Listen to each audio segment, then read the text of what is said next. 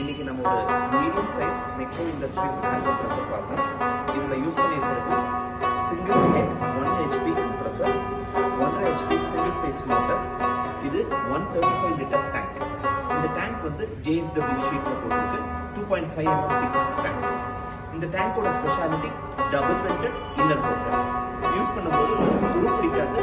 Life 10 to 15 years guarantee. இந்த கம்ப்ரஸர்ல safety valve கொடுத்துருக்கோம். அது போக இது வந்து ஆட்டோமேட்டிக் ஸ்விட்ச்.